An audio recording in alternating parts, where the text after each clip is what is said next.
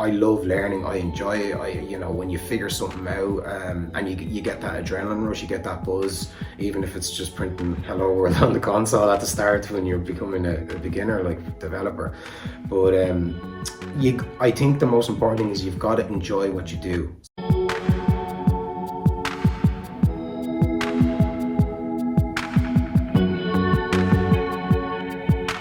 How's it going? My name is Mark O'Connor. I'm a software engineer. I am 40 years old, so I changed my career back in around 2012. Would have been around 30, 31, 32. I was working in construction, working as a ceramic tiler for around 13, 14 years, and everything going good. Finished school and went work with my dad, and I enjoyed tiling. It gave me, there was good money, and you work hard. It was good rewards, and then I guess recession came. Then there was no really work around. There was not a lot of work, and I always had an interest. So my interest would be playing football, computer games. Loved computer games, still play computer games, and huge interest in that, and building PCs for friends and that, gaming PCs. So I had a huge interest in that and just fixing computers for friends and all that type of stuff.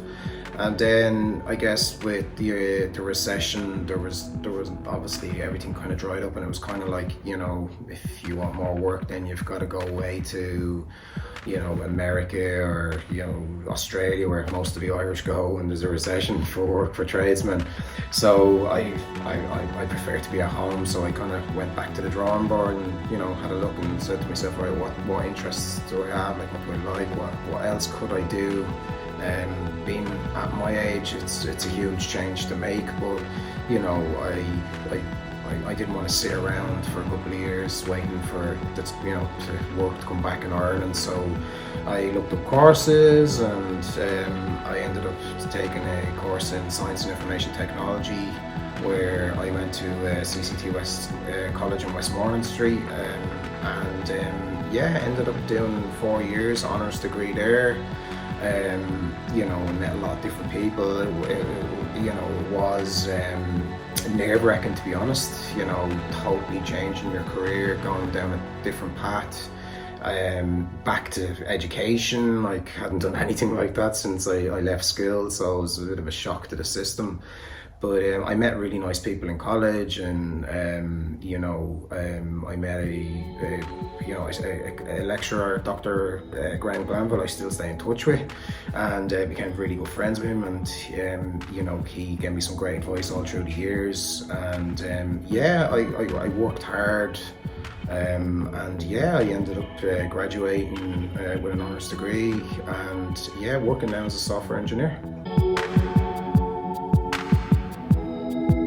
Yeah, just huge obstacles. Like I said, going from construction, working in private houses or on a building site, to, going into college, back to education, academia, just everything is totally different. So there's a lot of obstacles, a lot of challenges.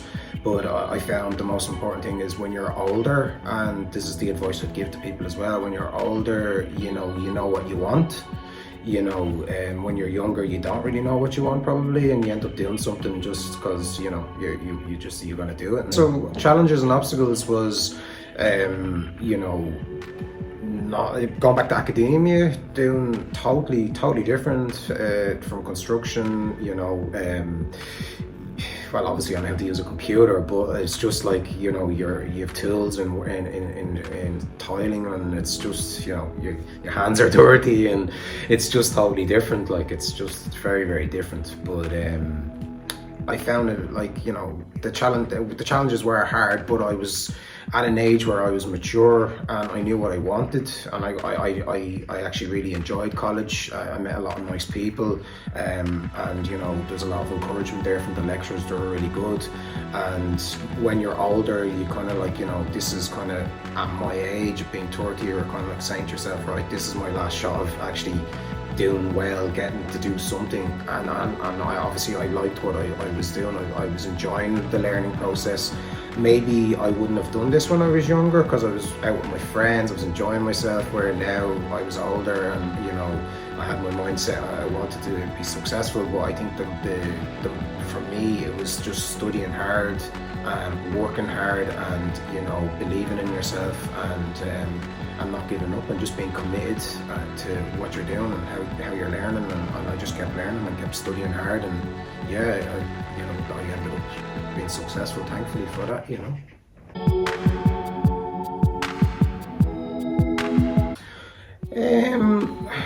Well, it inspires me. Well, if I'm going to relate it back to working, I suppose working on nice products and a good tech stack, and I guess seeing the product that you've worked on in the company you're working in, seeing it out there in the in production in the real world where customers are using it, and you hear people talking about it, and you see it even advertised on TV, the application you've worked on, and you can say to yourself, Jesus, I've worked on a part of that application. I enjoy coding. I know it's not easy. It's actually very hard. But I guess you'd be inspired by looking at how other people have been successful, like changing careers as well. I've seen other people. It's not just me. Obviously, there's plenty of people who have changed careers, moved to different sector totally, and seeing how people. I see a lot of developers, even self-taught developers on Twitter as well that are successful. And that's inspiring as well to see. I've seen a good few developers on Twitter based in the States that have been very successful, and were working in restaurants. They weren't just working on construction, and they're now really successful and really, some are working in Google. And so, yeah, that's inspiring to look at people like that as well. And then obviously if you've got good encouragement from, the college I went to, the lecturers were really good, and to see them how good they are and the good encouragement they give you. Yeah, there's a lot of inspiration around in that sense.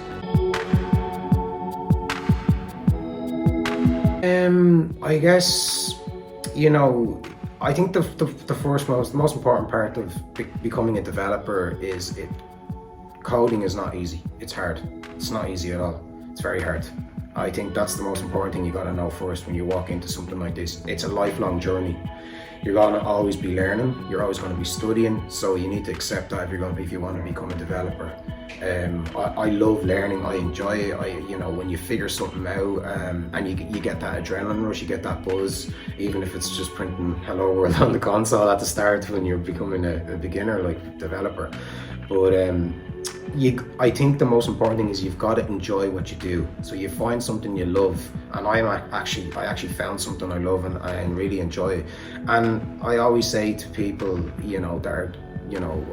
I've gone and done presentations in colleges and that, to students, fourth year students, and I always say to them, like, don't compare yourself to anybody else. You're on your own journey.